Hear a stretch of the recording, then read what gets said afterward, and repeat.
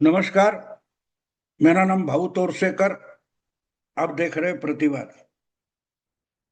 दोस्तों, शायद मेरा शीर्षक या हेडिंग देखकर ही आप पहचान गए होंगे कि मैं किस पर बात कर रहा हूं। मैं राहुल गांधी पर बात कर रहा हूं। और आपको याद होगा, आजकल थोड़ा भूल गए, वरना 2 साल पहले, 3 साल पहले लगातार वो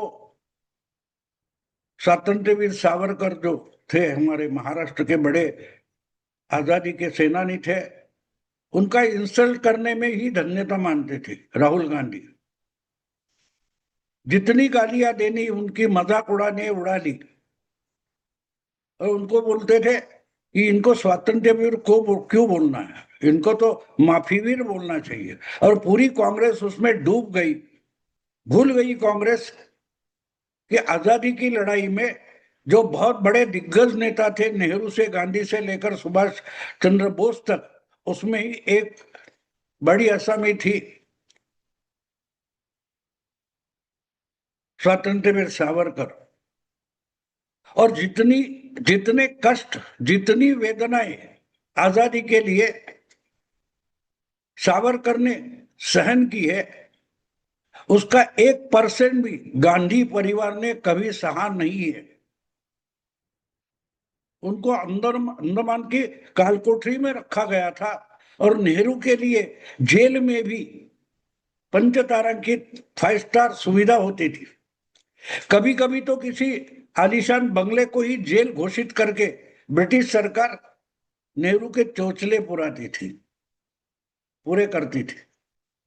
और उनका जो पोता वगैरह कोई है, राहुल गांधी, वो सावरकर को माफी वीर बोलता है और बड़ी बड़ी बातें करता है। और पूरी कांग्रेस उसमें डूब गई है।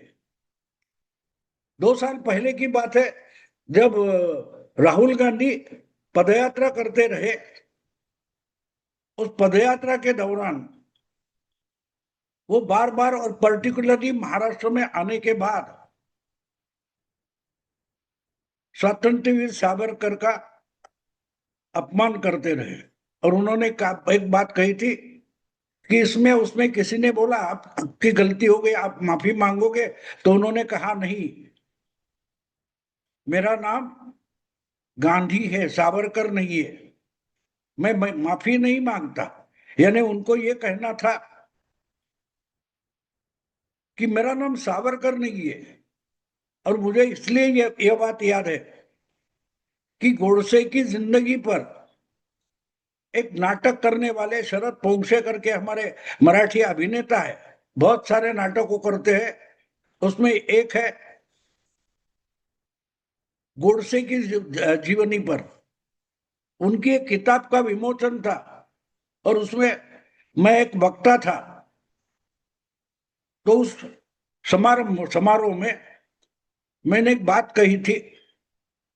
कुछ गड़बड़ हो गई थी शुरुआत में। तो लोग बड़े इकट्ठा हुए, जो लोग थे हॉल में थोड़े नाराज थे।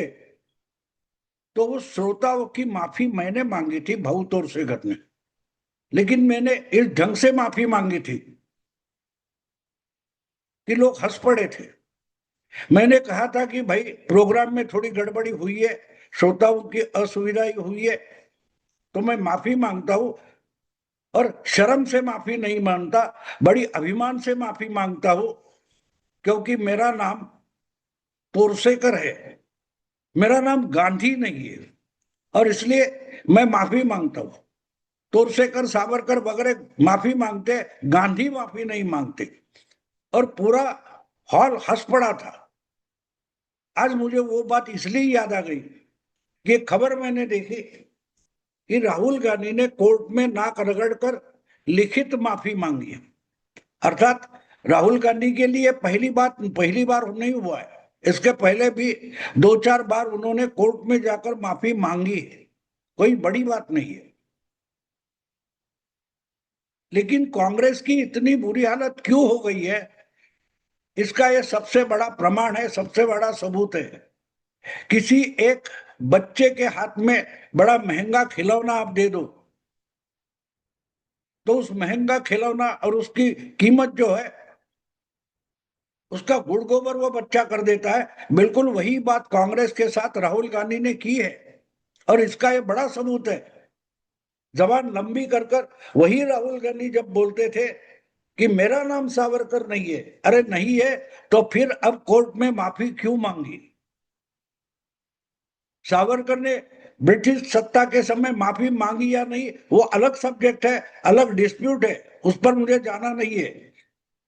लेकिन राहुल गांधी ये कितना बच्चा है, 56 साल का बच्चा है। सुबह बोलेगा वो दोपहर नहीं, और दोपहर बोलेगा वो शाम को नहीं, और शाम को बोलेगा वो रात को नहीं।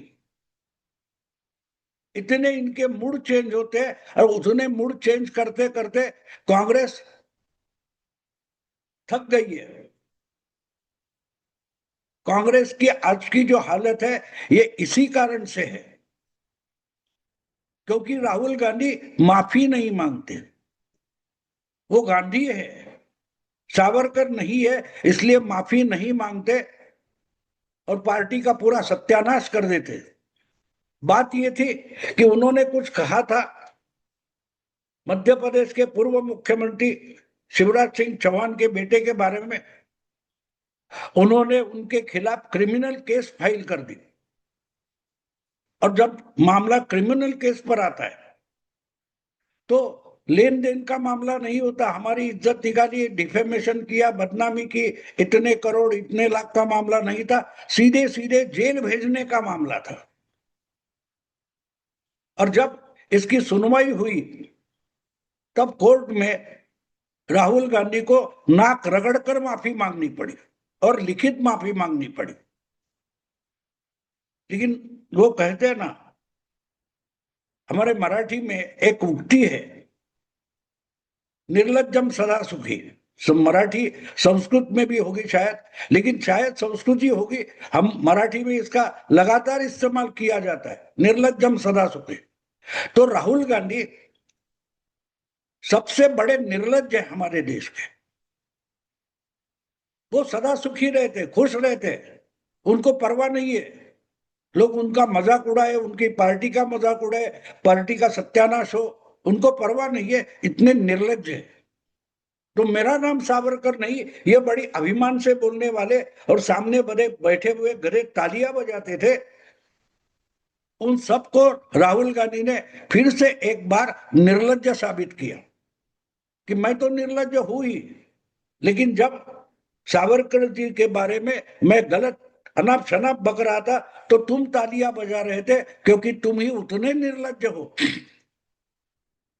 कि आजादी हमारी पार्टी ने लाई, आजादी का आंदोलन हमारी पार्टी ने चलाया बोलने वाले एक आजादी के सबसे बड़े लड़ाकू महात्मा की मजाक तुम्हारा नेता उड़ा रहा है, और तुम तालियां बजा रहे हो। तुम सावरकर का मजाक नहीं उड़ाते थे, राहुल गांधी या कांग्रेस वाले सावरकर का मजाक नहीं उड़ाते थे। जिस आजादी की लड़ाई का क्रेडिट लेना चाहते, उस आजादी की लड़ाई का मजाक उड़ाते थे। क्योंकि अंडमान की काल कोठरी में नेहरू बंदिस्त नहीं थे, ना गांधी बंदिस्त थे। सबसे ज्यादा शारीरिक यातनाएं जिसने सहली उसका नाम वी दा सावरकर, विनायक दामोदर सावरकर है। और उसका मजाक उड़ाना मतलब जो जो शहीद हो गए, जिन्होंने त्याग किया, सैक्रिफाइस किया आजादी के लिए, उनका मजाक उड़ाना, और उनका मजाक उड़ाने वाला राहुल गांधी है, तो कांग्रेस का सत्यानाश होना ही है। क्योंकि 500-600 साल पहले इब्न खालदून नाम के इतिहासकार ने ये लिख के रखा है।